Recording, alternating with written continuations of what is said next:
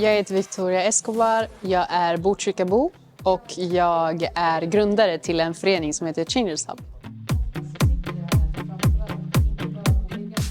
Min förening arbetar med rasism och utanförskap genom att tillgängliggöra framförallt utbildning till alla oavsett bakgrund. Jag tycker det är viktigt att träffas och diskutera de här frågorna för att det finns brist på sådana forum. Oftast så benämns antirasism som någonting känsligt och provokativt, men det är faktiskt superaktuellt. Och om vi kan mötas från flera olika sektorer, vare sig man jobbar från kommun eller föreningsliv eller ett större idrottsförbund, så är det jättebra. För det är så vi kommer kunna skapa mycket bättre samarbeten. Vår vision är att alla ska få möjligheten att förverkliga sina idéer oavsett startsträcka.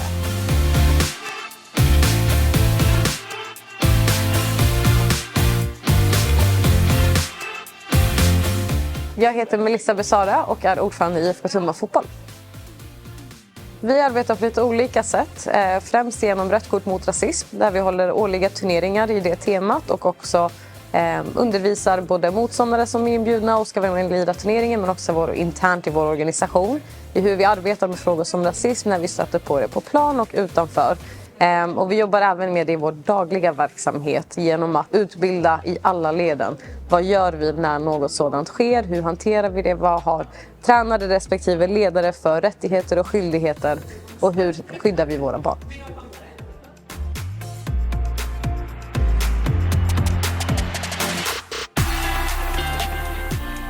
Jag heter Natalia Brichet och jag representerar balett och RSG-skolan Vackra Rosen. Och RSG står för rytmisk sportgymnastik. Från ikväll tar jag att det finns fantastiska människor som jobbar med barn. Jag har träffat många eldsjälar. Jag heter Seven Freischer Strandli och jobbar för Tullinge Fotboll. Tullinge Fotboll är en breddförening, vilket betyder att vi behandlar alla barn lika oavsett vilken etnicitet, kön eller sexuell läggning. Alla barn som är medlemmar i föreningen har lika rätt, lika förutsättningar oavsett kunskap. Det handlar mycket om att kolla hur andra föreningar arbetar och ta lärdom av hur de andra arbetar. Det finns nog inget recept på hur vi ska lösa de här stora frågorna. Därför jag tror det är otroligt viktigt att föreningar träffas, berätta hur alla jobbar och så att man får lära sig av andra föreningar för att utveckla sin egen förening.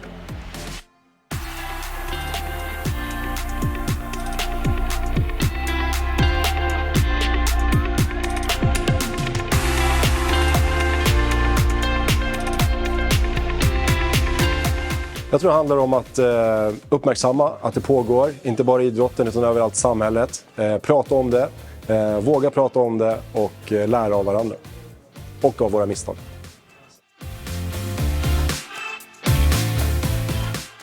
För att fortsätta arbeta med rasism framförallt så behövs det förebilder. Det behövs personer som tar initiativ, som är modiga, som vågar ta steg som tidigare inte har tagits. Och därför behöver vi bli fler som gör det. Så jag skulle nog säga att första steget handlar framförallt om mod.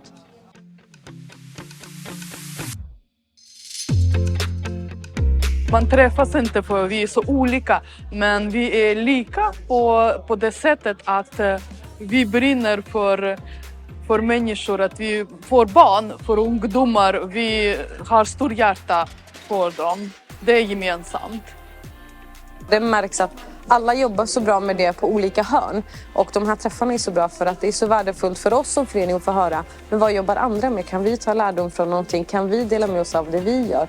Man behöver inte uppfylla hjulet på nytt. Utan hur kan vi träffas tvärs över våra idrottsgränser? Och när det inte är matcher eller annat. Och faktiskt lära utav varandra. Så jag tycker det har varit jättemeningsfullt faktiskt att få höra från andra föreningar hur man jobbar. Vilka jäkla eldsjälar vi har i den här kommunen. Alltså det vill jag säga.